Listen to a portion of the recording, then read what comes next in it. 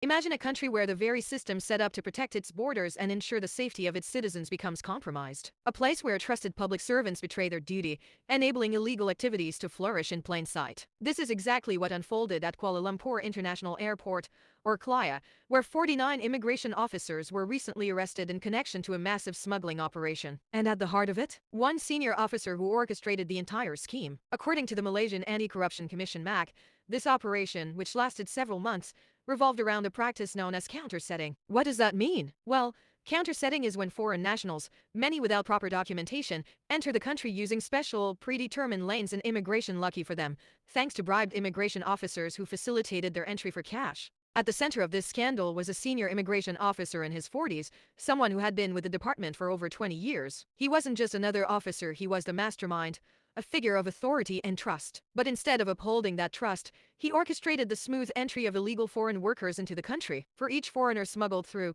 the officer allegedly received a bribe ranging from RM200 to RM250. On September 5th, the long-running operation came to a halt. Max swooped in, arresting the senior officer, 48 of his colleagues from the immigration department, as well as other individuals connected to the operation. There was even a policeman and agents involved. What's even more shocking? The officers allegedly used WhatsApp to coordinate, share information, and pick the dates for the illegal entries. They worked like a well-oiled machine. MSCC didn't just arrest suspects. They also seized over RM1 million in cash and froze 215 bank accounts, holding more than RM3 million in total. The financial network created to facilitate this operation was vast and included not only immigration officers but agents and mule bank accounts used to hide the bribes. But this scandal isn't just about the money or the arrests. It has deep, far-reaching consequences for Malaysia. When illegal workers are brought into the country, they don't just enter unnoticed. They compete for jobs, create strain on public resources, and undermine legal workers who rely on fair employment. This threatens the stability of the Malaysian economy and can even lead to more exploitation and unsafe working conditions for these foreign workers. So,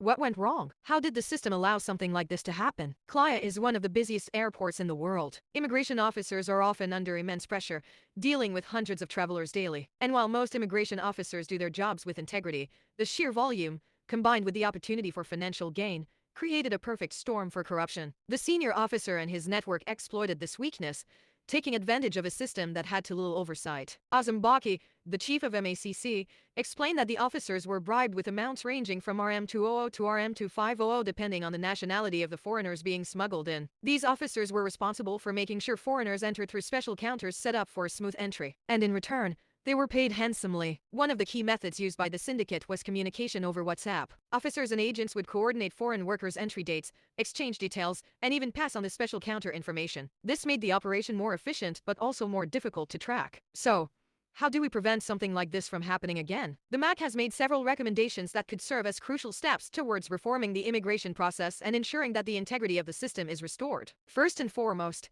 there needs to be tighter monitoring of immigration officers and a stronger system of accountability. Routine audits and checks must be implemented to ensure that no one officer has too much control. If officers know they are regularly checked, it will be far more difficult for illegal activities to take place. Another recommendation is to prohibit the use of mobile phones while on duty. This small change would help prevent covert communication between officers and syndicates. It's a simple step that could have a big impact. Additionally, the scheduling of officers at counters should be randomized, and these assignments should be finalized only once the officers have reported to duty. This reduces predictability and makes it harder for syndicates to plan their illegal operations. Whistleblower protection is crucial. Officers who notice wrongdoing should be encouraged to report it without fear of retaliation. Incentives and rewards could be offered to those who come forward with information, ensuring that the people who do the right thing are protected and even rewarded. Lastly, public awareness campaigns about the dangers of illegal immigration can help reduce the demand for these illicit services. Many may not realize the harm caused by smuggling operations. It's important to educate the public about the risks involved, not just to the workers themselves but to Malaysia's economy and security. This scandal, though devastating, can serve as a wake-up call for Malaysia. By implementing tighter controls, ensuring accountability, and promoting a culture of transparency, we can prevent future corruption and safeguard our borders. As a nation, Malaysia must come together to protect its integrity and security. It's time to rebuild trust in our immigration system and ensure that those who serve the country do so with honor and respect. Thank you for watching, and together, let's work to keep Malaysia safe and secure.